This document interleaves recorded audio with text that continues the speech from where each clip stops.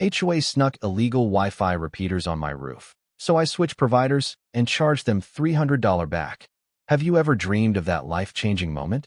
I have, and I've been hunting for it for months. A chance to turn a scrappy freelancer like me into a household name, where clients don't just pay, but brag about me at fancy golf courses or pricey restaurants. That 10 a.m. Zoom call that day was everything I had bet on. Presentation slides as smooth as a painting, numbers triple-checked, coffee so strong it could wake the dead. But life doesn't work that way, and the biggest enemy wasn't the competition. It was the very roof over my head in Pinewood Estates, where a crazy scheme shattered my $60,000 dream in an instant.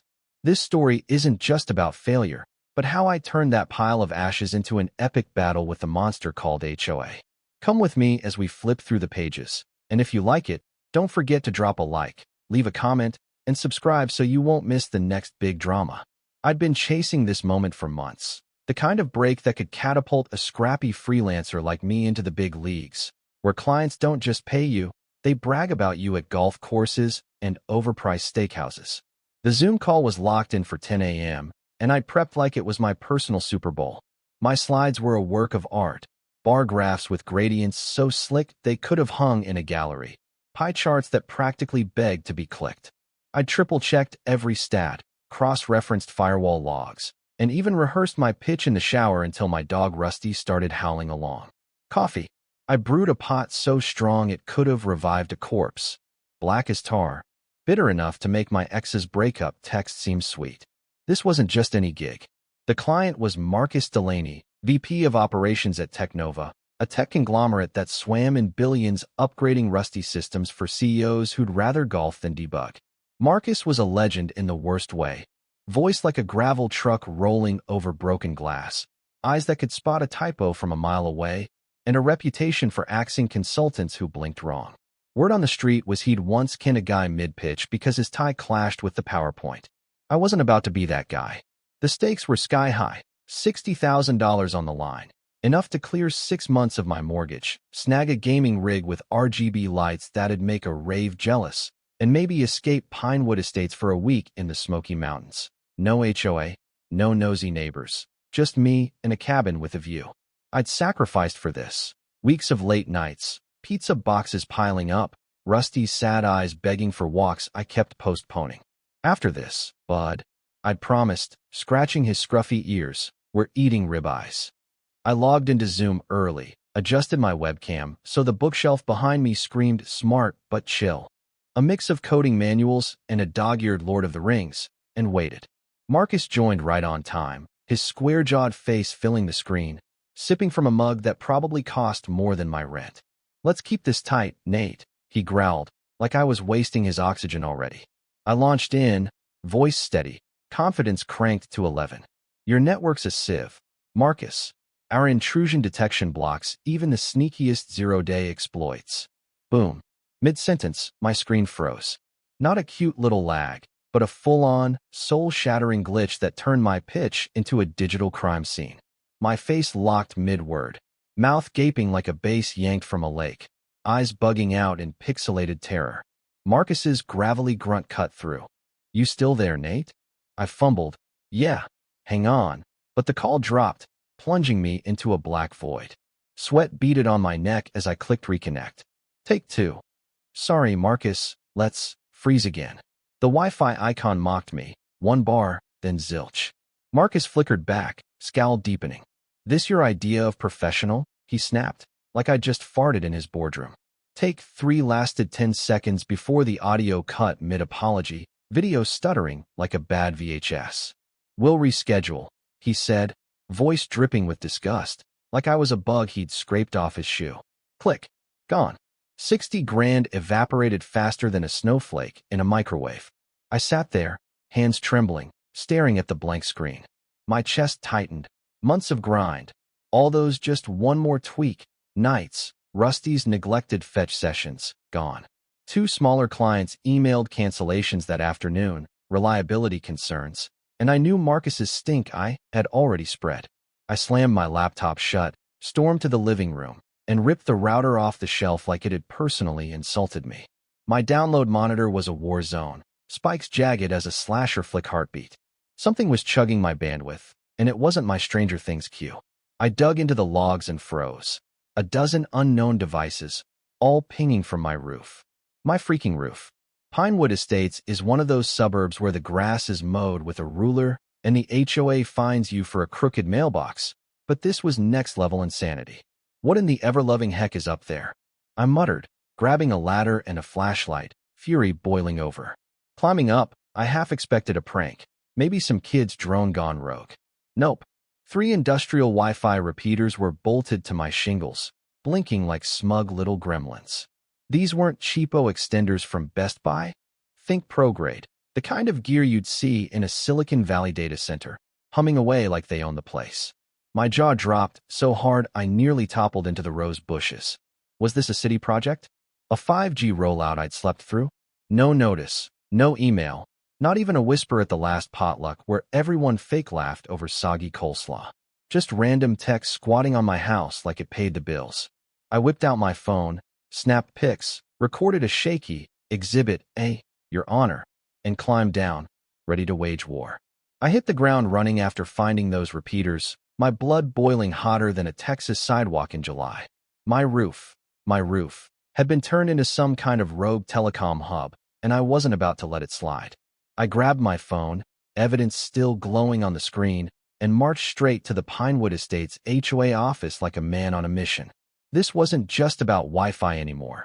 It was personal, a full-on invasion of my castle, and I was ready to storm theirs. The HOA building squatted at the edge of the neighborhood, a beige box with peeling paint and a sign that read Community Hub in faded Comic Sans. Like anyone believed that lie. Inside, it smelled like mothballs and regret, the kind of place where dreams go to die under fluorescent lights.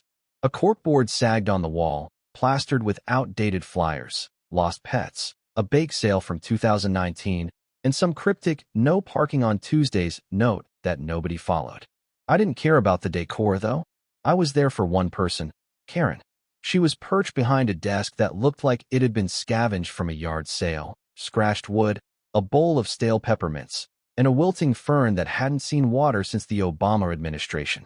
Karen, the undisputed queen of Pinewood's petty empire, wore a pastel cardigan the color of melted sherbet and a smile so fake it could have starred in a Botox ad.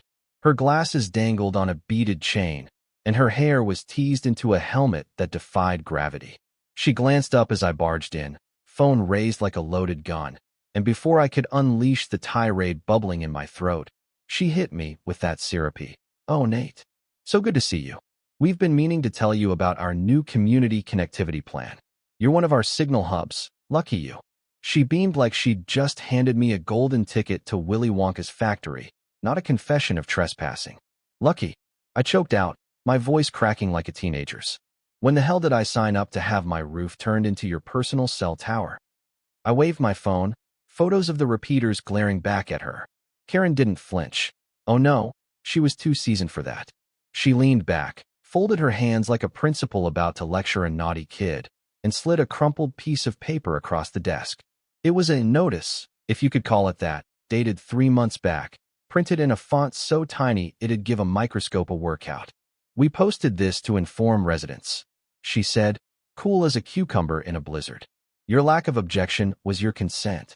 I snatched it up, squinting at the smudged ink. Posted where? Not my mailbox, not my door. Turns out it had been tacked to that sad corkboard behind the building, half buried under a Free Kittens flyer and a layer of dust. "This is a joke, right?" I barked, incredulous.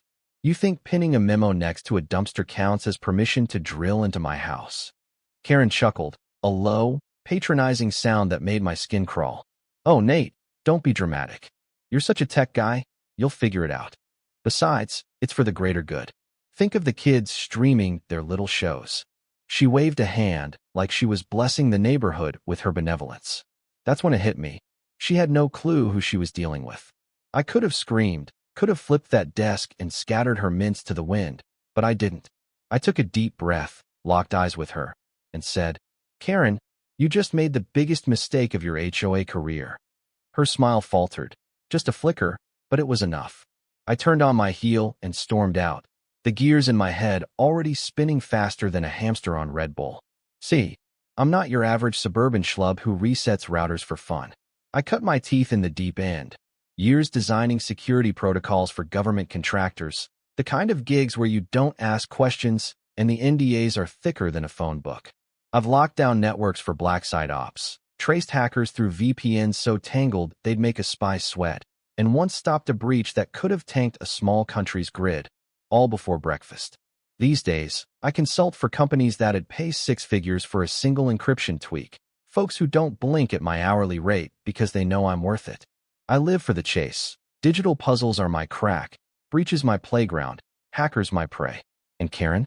She thought she could waltz in, hijack my bandwidth like it was a free sample at Costco, and I'd just shrug? Oh, honey, no.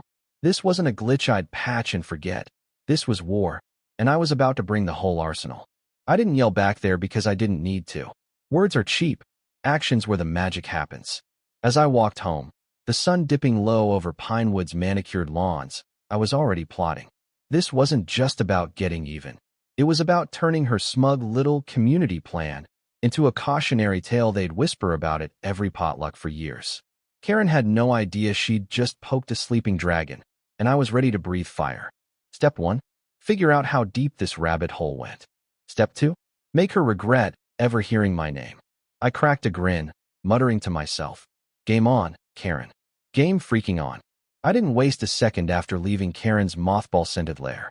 My brain was buzzing like a server room on overdrive, and my fingers were itching to dig into the digital dirt.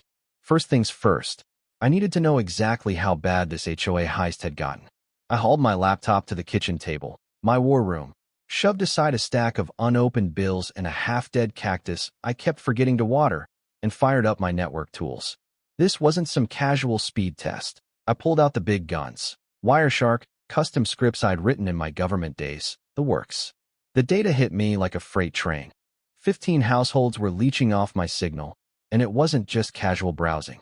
We're talking 4K Netflix marathons, Call of Duty deathmatch that'd make a pro streamer jealous, and, get this, some clown mining Bitcoin like it's 2017 and he's still dreaming of a Lumbo.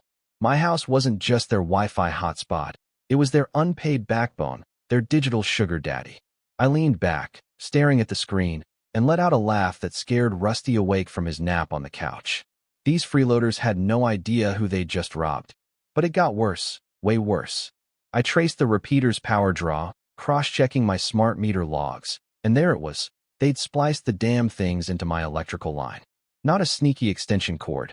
Mind you, a full-on, pro-grade hack job, tapping my juice like vampires at an all-you-can-drink buffet. My latest bill had spiked $300, and I'd been too busy chasing Marcus's deal to notice.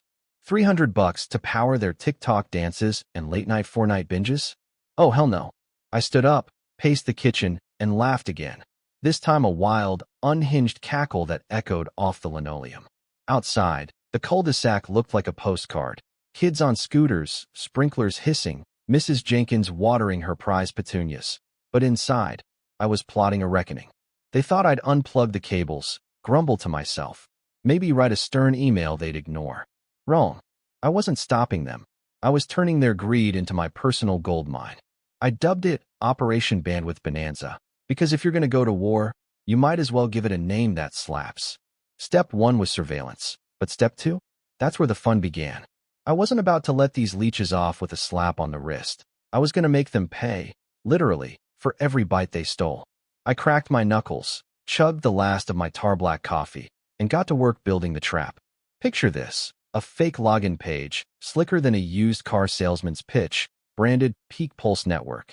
I mocked up a logo in Photoshop, blue swooshes, a little antenna icon, the kind of thing you'd see on a legit ISP ad. It had all the bells and whistles, terms of service nobody reads, a progress bar that never quite finishes, and buried deep in the fine print, my golden ticket.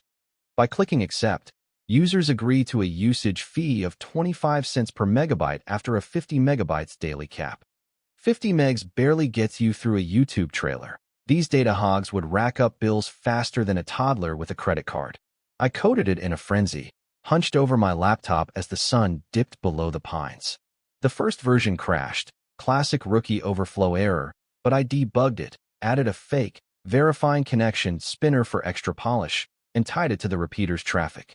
Anyone connecting through my roof would hit this page, and once they clicked accept, I'd have them.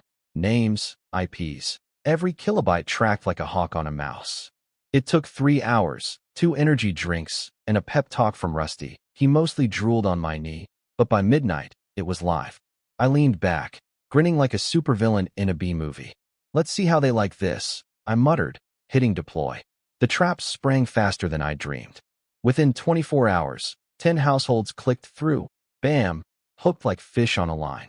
I had logs. The Wilsons at 42 Pinewood streaming The Mandalorian in 4K. Little Timmy across the street downloading Minecraft mods. And, oh, this was Rich, Karen herself, burning through 900 megs of TikTok scrollathons.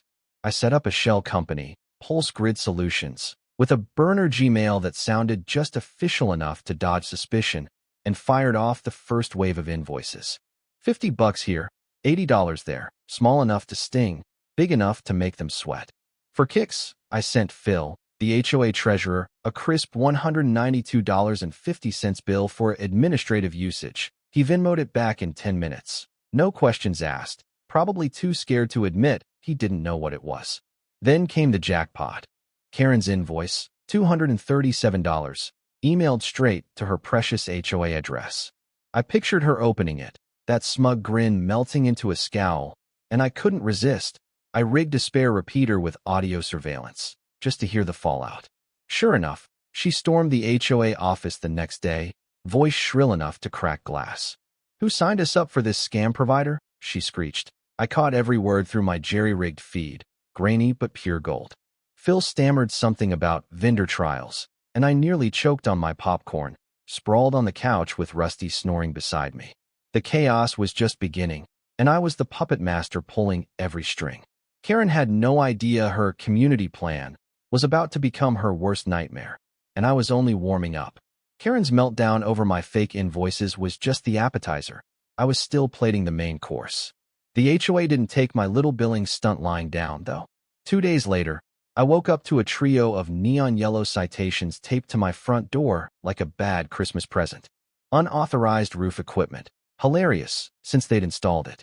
Electrical violation. Rich, considering their splice job. And my favorite, antenna hazard, as if those humming repeaters were about to topple and squash Mrs. Jenkins's petunias. I could have framed them for the irony, but I had bigger fish to fry. Karen thought she could bury me in petty paperwork and I'd roll over? Nah, she'd just poured gas on a fire she couldn't put out. I was knee-deep in plotting phase 2 when fate dropped a wild card right on my doorstep, literally. It was a Thursday evening, the kind where the air smells like fresh-cut grass and Pinewood's cul-de-sac hums with sprinkler symphonies. I was tinkering with my laptop, tweaking the peak pulse code, when a soft knock rattled the door.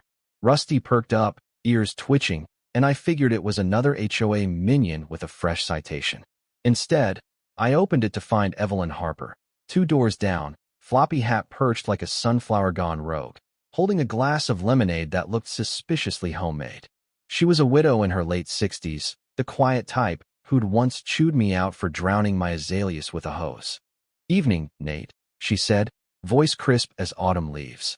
"Saw those gadgets on your roof. They tried that nonsense with me back in '98. Didn't know I worked for the FCC." I nearly dropped my laptop on Rusty's tail. FCC? The Federal Communications Commission? This wasn't just a nosy neighbor. This was a freaking secret weapon in a gardening hat. I invited her in, still reeling.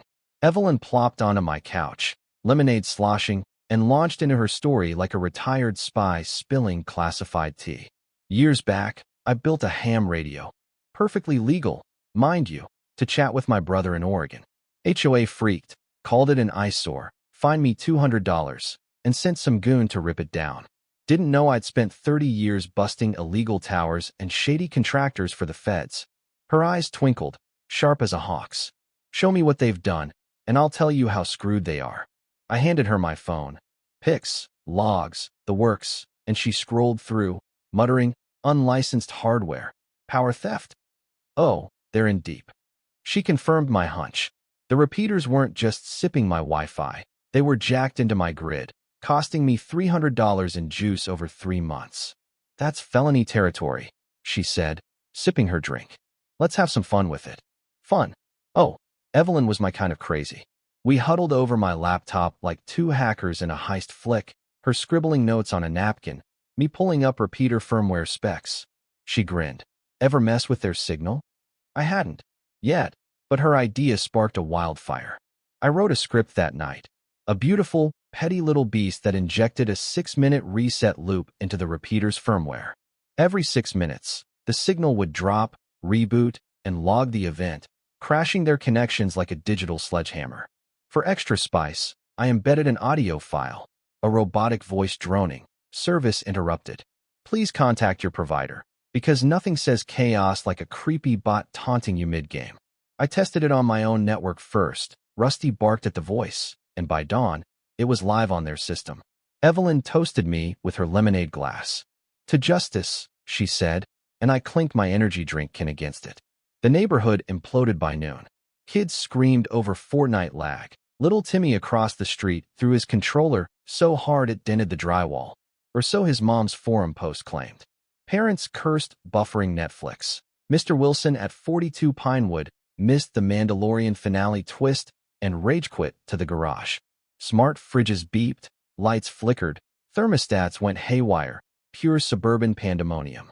Karen fired off a community email, subject line screaming, "Cyber attack alert," blaming unnamed hackers, and vowing to protect our connectivity. I couldn't resist. I hopped on the Pinewood forum with a burner account, concerned Dad 69, and stoked the flames. Heard it's Bigfoot with a signal jammer. Check the woods.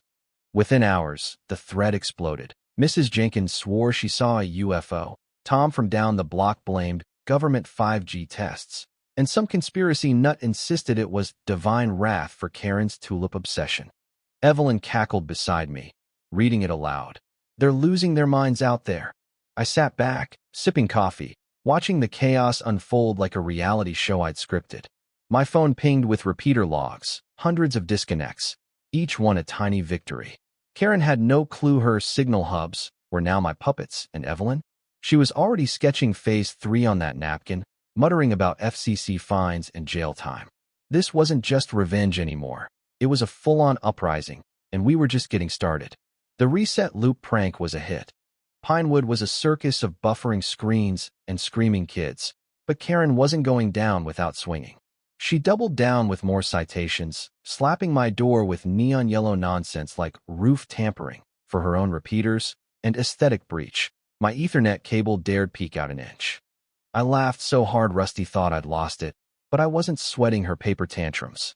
Evelyn and I had already traced the repeater's power splice to my breaker box, a sloppy, felony-grade hack job hidden behind fresh paint, and filed an FCC complaint that'd make a lawyer drool. Bureaucracy moves like molasses, though, and I wasn't about to wait for Uncle Sam to spank the HOA. I wanted chaos now, and Karen handed me the perfect stage, an emergency HOA meeting to resolve the connectivity crisis. Locked doors, members only, classic Karen move. Too bad she forgot who owned the repeater's signal. I turned one of those rooftop gremlins into my personal Trojan horse, rigging it to stream audio straight to my laptop. The meeting was set for 7 p.m. in the community center, a drab box with flickering lights and a podium Karen treated like a throne. I parked on my couch, popcorn bowl in lap, Rusty snoring beside me, and tapped into the feed. It was better than any Netflix drama. Karen's voice crackled through first, shrill as a smoke alarm. This is digital sabotage. Someone's targeting our community. Phil, the sweaty treasurer, whimpered about rising costs and those invoices, my $192.50 masterpiece still haunting him. Linda, the mailbox Nazi, suggested scrapping the repeaters before someone sues us. Then Karen dropped my name. Nate's behind this. He's a digital delinquent. I nearly choked on a kernel. Delinquent? Lady, I'm the guy keeping your TikTok alive. I couldn't keep this gold to myself. I'd started a group chat with Evelyn and a few fed-up neighbors. Tom, fined for a too-tall flagpole. Maria, cited for garish curtains, and streamed it live to them. They're imploding, I typed, grinning as Evelyn replied, leak it wider. So I did. I bounced the feed to a private Pinewood Facebook group, HOA Nightmares, with 50 members who'd been itching for dirt. The reaction was instant. She said, "What about Nate? Phil paid what?" The chat blew up, screenshots flying, emojis raining, until someone posted, "This needs to go public now." I hesitated for half a second. Legal gray area, sure, but Karen's delinquent jab lit the fuse. I hit record, uploaded the full audio to the group, and watched it spread like wildfire. Within an hour, 50 turned to 100, then 200. Residents I'd never met tuning in, spilling their own HOA horror stories. $50 for a non-approved doormat, $100 for a noisy wind chime, $75 for a birdhouse deemed too whimsical. The HOA wasn't just clueless, they were tyrants with bad taste. Karen's next move was pure desperation. She hired a tech expert, Vince, a greasy dude in a suit 2 sizes too big, to fix the Wi-Fi. He showed up Saturday, poking my roof with a ladder and a multimeter, muttering about rogue signals, like he'd watched one too many sci-fi flicks. I watched from my window, sipping coffee, as he slipped, cursed, and billed the HOA $500 for consulting. The reset loop kept firing. Vince couldn't stop it, and I upped the ante. I rigged my smart home hub to cut the repeater circuit for 10 seconds during peak hours, Sunday football, Real Housewives marathons. Their Wi-Fi became a buffering hellscape. Streams crashed mid-touchdown. Reality TV froze on cliffhangers. Kids raged over Minecraft disconnects. My house, untouched, pristine, a digital oasis. The forum went berserk. Squirrels chewing wires? No, it's Karen's curse. And Karen's provider lawsuit. Threats only made her look dumber. The breaking point hit at the next meeting. A closed session she didn't know I'd hijacked again. I streamed it live to HOA Nightmares, now 300 strong. Karen screeched about cyber terrorism. Phil panicked over a $10,000 budget hole, my invoices included, and Linda suggested moving to carrier pigeons. Then she name-dropped me again. Nate's sabotaging us. He's a menace. That's when Tom, live in the chat, yelled, "She's the menace." Evelyn, sipping lemonade beside me, stood up, virtually, and dropped the hammer. Motion to remove Karen as president for gross incompetence. I broadcast her voice through the feed. The group erupted, seconded. Vote now. We turned it into a poll. 42-3, Karen was toast. She froze, mid-rant, as the chat cheered. By Karen. Evelyn took interim control, promising open books and no more secret tech. Karen's last gasp was a lawsuit, filed a week later, claiming I'd committed cyber piracy from my couch. My lawyer buddy Jake laughed, shredded it with a 40-page rebuttal, power theft, property violations, retaliation, and countersued for harassment. Karen's attorney blinked, and she dropped it, citing stress. She packed up a month later, moving truck at dawn, pastel furniture and tulip bulbs vanishing without a goodbye. New neighbors moved in. IT profs who saw my ham tower, built to block her old garden view, and brought a mouse-shaped cake. "You're a legend," they said. I grinned. Karen was gone, Pinewood was free, and I'd turned her empire to dust. Karen's fall was the talk of Pinewood. Her reign of pastel terror reduced to whispers over picket fences, but I wasn't done yet. Those repeaters still sat on my roof, blinking like smug little squatters, and I wasn't about to let them stay. The next Saturday, I turned it into a spectacle. I hauled my ladder out at noon, strapped on a GoPro, because if you're going to take down the enemy, you film it, and climbed up with a toolbox clanking like a cowboy's spurs. The sun beat down, sweat stung my eyes, and half the neighborhood peeked through blinds as I unscrewed those metal gremlins one by one. Each bolt popped with a satisfying clink, each cable yanked free with a dramatic tug. I held the last repeater aloft like a hunter with a trophy buck, then dropped it into a trash bin with a thunk that echoed across the cul-de-sac. "Good riddance," I said to the camera, grinning like a kid who'd just won the science fair. I uploaded the clip to HOA Nightmares, title, Repeater Reaper, and it hit 500 views by dinner. Comments rolled in. Savage. Not all heroes wear capes. Someone even memed it, my face photoshopped onto Thor, hammer swapped for a screwdriver. Pinewood cheered, and I soaked it in. But I wasn't just tearing down, I was building something better. The HOA was a husk now, Evelyn steering it with a steady hand, but the Wi-Fi mess needed a fix. I drafted a pitch that night, fueled by leftover pizza and a victory beer. A legit internet service, $20 a month, opt-in only, no HOA strings attached. I'd handle the infrastructure. High-speed, secure, no repeaters on anyone's roof unless they begged me. I emailed it to every resident, subject line, Wi-Fi without the Karen.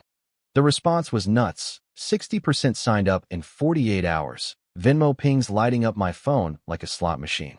Tom from down the block wrote, "Take my money. Nate, you're a godsend." Maria sent a virtual high five. Finally, no buffering. Even Mrs. Jenkins, the Petunia lady, shuffled over with a $20 bill and a plate of oatmeal cookies, saying, "Keep my grandkids' Zoom school running, dear." I had 30 clients by Monday, cash flowing, and a network humming smoother than a jazz solo. Pinewood trusted me over the HOA, and I couldn't blame them. My signal didn't come with a side of citations. Karen's ghost lingered, though. Rumors swirled she'd moved to a condo downtown, too proud to face the wreckage she'd left. I didn't gloat. Okay, maybe a little, but I sealed her exile with one last jab. I'd filed for a ham radio tower permit during the chaos, legal as sunshine, zoned to perfection. It wasn't just a hobby. It was a 20-foot steel middle finger planted in my yard to block the sun from her old tulip beds for 2 hours daily. The permit sailed through, and I poured the foundation the day after her moving truck vanished. As the first segment rose, neighbors snapped pics. Tom called it the Karen kryptonite. I tuned it to a weather frequency, doubling as a bird perch, and every time I saw it gleam, I smiled. She tried to steal my power, literally, and I turned it into a monument. The cherry on top came a week later. I was chilling on the couch, Rusty gnawing a bone, when the mail thudded through the slot. A small package, no return address, just my name in clean print. I sliced it open, half expecting an HOA prank, and laughed so hard I woke the dog. Inside was a miniature router trophy, custom engraved, Bandwidth Boss, Pinewood Edition, polished to a shine. No note, no sender, just this gleaming prize for winning the weirdest suburban war ever. I set it on my shelf, next to a framed pic of Rusty in sunglasses and my old cybersecurity books. It felt right, like a medal for outsmarting the clipboard tyrants without breaking a sweat. Or a law. Life settled into a new groove. Calm, connected, Karen-free. My consulting gig ballooned. Neighbors begged me to expand the Wi-Fi model to nearby streets. "Think about it," Evelyn said over lemonade, now calling me Pinewood's digital watchdog. I grinned. Every hero needs a sidekick, and she'd been mine. The HOA rebooted under her. Transparent cash, open forums, no more tech stunts without a vote. People waved now, not whispered. Even the grumpy couple down the block offered me coffee one morning. That's when you know you've won. The new neighbors, IT profs who geeked out over my tower, settled in. Their welcome cake a mouse-shaped masterpiece. "Heard you took down a dictator," the dad said. I shrugged, just a nerd with a grudge. One last twist sealed it. 3 months later, a rumor hit the forum. Karen tried my Wi-Fi from her condo. Signal wouldn't reach. She'd called the provider, raging about unreliable service, then hung up when they suggested asking her old neighbor, me, for help. I pictured her fuming, tulips unwatered, and laughed. Pinewood was mine now, reshaped by a steady connection, a few lines of code, and a well-timed reboot. I didn't set out to be a hero, but if messing with the wrong geek taught them what real power looked like, I'd wear that Bandwidth Boss title with pride, and a trophy to prove it. So Pinewood Estates has changed. No more Karen and her garish yellow citation empire. Just a nerd with a tiny router on the shelf and a grateful community where Wi-Fi is no longer a nightmare. From the wreckage of a ruined Zoom call, I didn't just reclaim what I lost. I built something bigger. Trust, a network of kindness, and the title of Bandwidth Boss that I never dared dream of. Karen may have left, but the lesson stayed. Never mess with a guy who knows code, especially when he has an and at the FCC and a loyal dog by his side. What do you think of this story? Drop a like, leave your thoughts in the comments, and don't forget to subscribe to catch more epic paybacks from me. Because who knows, the next drama might be lurking just around the corner.